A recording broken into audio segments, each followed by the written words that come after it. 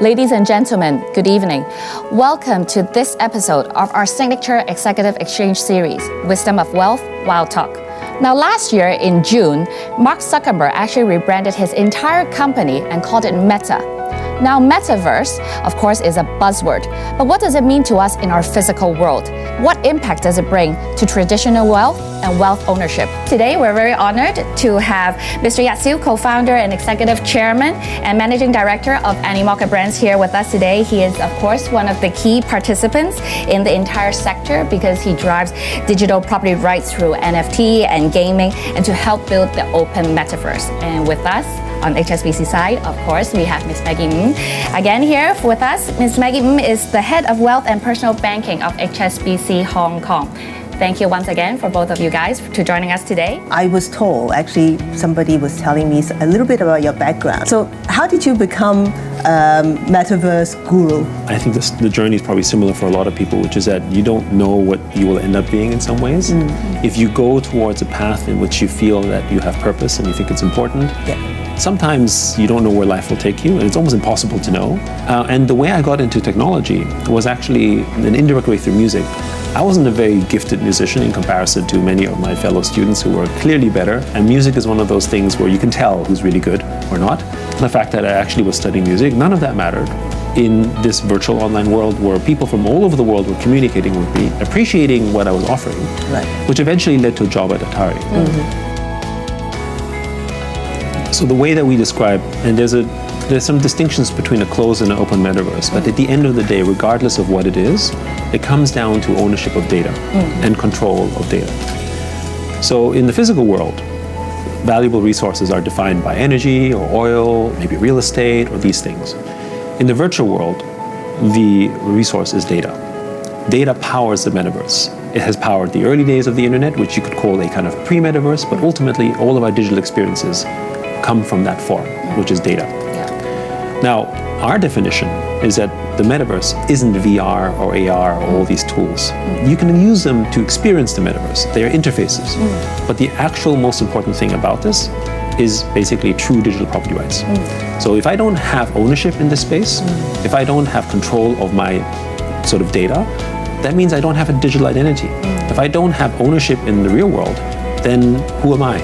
I don't have an identity. It doesn't matter that I have a nice experience, but from our perspective, that's why in the real world though, you would have ownership. It's your house, it's your family, it's your identity, it's your property, it's your ownership. These things don't just define your roles in life in terms of what you have potential value for, it also speaks to who you are. Where I live and what I wear, what I do are part of my identity. Our version, our feeling of the internet today is that most of us are like that too. We're existing in the digital world, but we don't actually own any of it. We don't control it.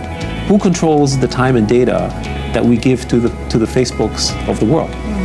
So the thing we think of is that when you're using Facebook, many people think I'm using it as a service to benefit from it socially. We think that we're all working for Facebook for free. Because Facebook derives billions and billions of dollars of value, as we all know, from the data that we give them. Now, if we all stop using Facebook or Instagram, what is the value of Facebook? It's nothing. So why are we not getting value, fair value for it? So what they've done is, through, I would say, this amazing, call it trick, shall we say, made us believe that using Facebook for free is a benefit to us, when in fact they are the main beneficiary of it all. And it started this way because in the early days, the internet and technology was an add-on to life. It was, maybe we spend a few hours a day in this, and therefore it's no big deal. But think about your life today. What's the first thing you do in the morning? Check our phones. Yes, check your phones, go online. What's probably what you do most of the day? And what's probably the last thing you do during the day? And how do you communicate with most of your friends? It's entirely digital. So I would argue that our digital dependency is actually become the majority of our life. But that Instagram handle that you have 1 million followers on, it's not yours. Right? That virtual item that you paid for, that is in your game, it's not yours. None of it is yours.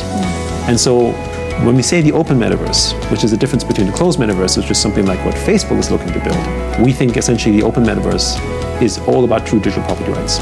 And the experiences around AR and VR is basically how you can experience the metaverse, but it's not the metaverse in and of itself. I do have some interactions and experience with the early stage of DeFi, but it's a passbook version, the passbook account version of Yatsu's bank account. My experience with DeFi, blockchain actually, is in my last venture when we developed a blockchain-enabled supply chain finance. And the whole discovery and development of that actually made me realize the power of traceabilities. When you have traceabilities, you create accountabilities, and therefore you also have trust. So that's the first level of, tokenizations and blockchain capability. Now, things have evolved in the last 10 years, and it's now taken into what Yasu was talking about, which is the high ground of the whole technology behind, is to respect your ownership right, your digital right, and get back to the creator of what they deserve. And it's all coming to, if I can say anything about my previous adventures with this, it is also traceability as well. Because you can trace, that's why you can give back. Well, so first, non-fungible tokens by definition simply mean that they are tokens that have a scarce attribute. It doesn't mean specifically anything else other than that. But the representation of the scarce attributes of NFTs means that they can mimic all the effects that we have in the real world.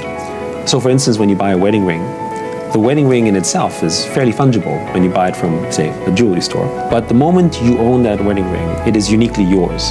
And it is also unique to the person you give it to. And that story of that wedding ring becomes a part of your identity. It is entirely non-fungible in nature, even though the qualities of it, the material, the gold or the silver it's made of, is probably exactly the same as every other wedding ring in the world. So one way to think of the sort of digital identity that happens with non-fungible tokens isn't that is that the only use case. It's the fact that it enables the kind of experiences that are human to us, making the metaverse closer to our actual human experiences. So it's not just the utilitarian function of, well, can I trade it? Can I function this way? It's actually about the human aspect, the emotional aspect. Just like when we buy real estate, when we buy a house, we don't just buy the house because we think it's valuable. That could be one factor. But we buy a house because we like the neighborhood, because maybe my family is close by, or maybe my kids go to school there, or it says something about me or about my status, right? Many more emotional and personal decisions go into all of our purchases, from clothes to everything else there, and non-fungible tokens represent this. So think of this a little bit like if you were a bank. Every transaction you do is always on the ledger. You may not know who it is, but you know what's happening with it.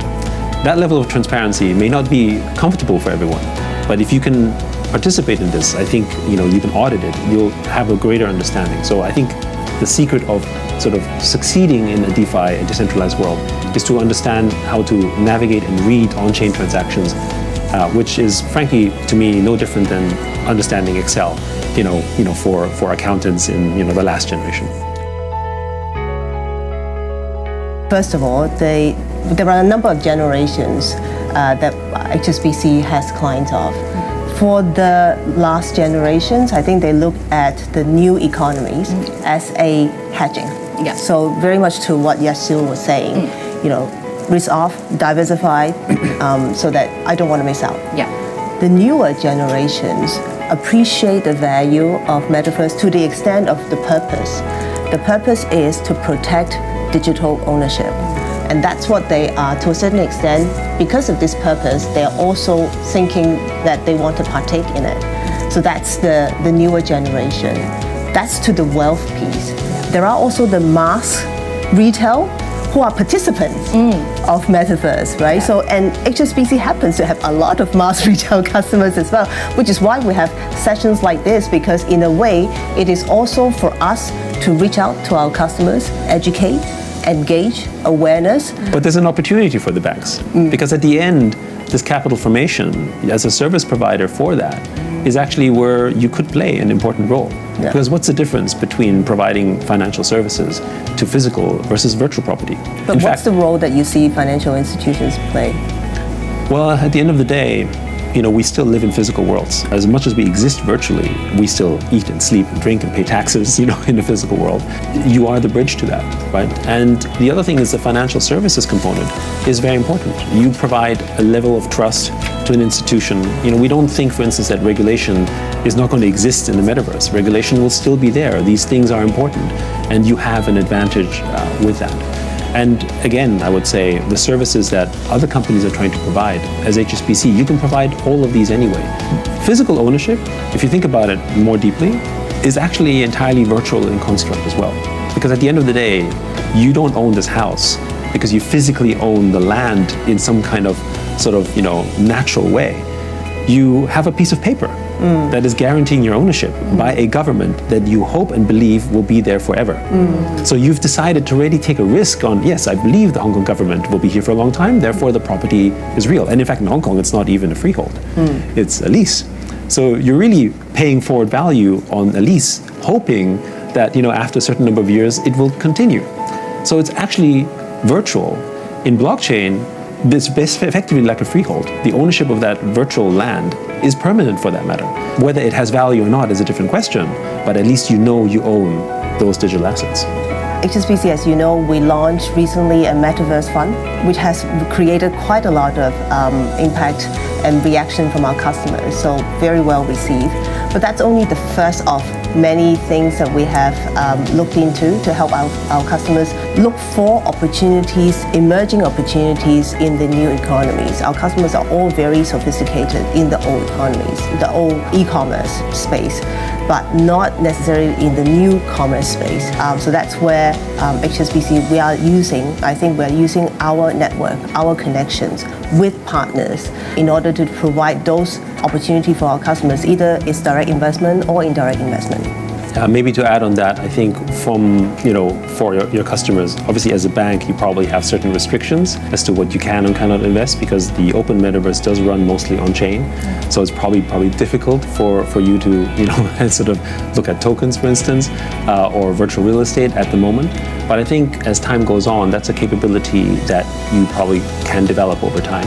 And I would probably recommend that when you are ready for this, when regulation and everything is at this point, you should probably look towards some of your younger members at HSBC, because that is actually their world. They're the ones who are most excited about this. They understand it. Yeah.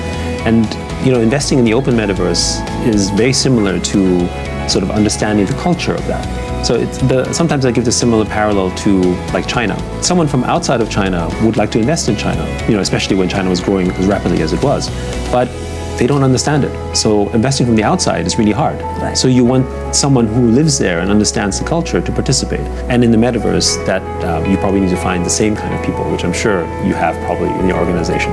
Well, I would like to once again thank Yatsu for taking time from his very, very busy schedule to spend time with our staff, our clients, share about his vision of Web 3.0 and also a little bit about Animoca brand. It's quite obvious that HSBC has a huge platform. And like what Yatsu was saying, we can be the bridge between the new and old. Yeah. So we look forward to any opportunities we can to help our clients to stay ahead and to look for opportunities in the new and old economies.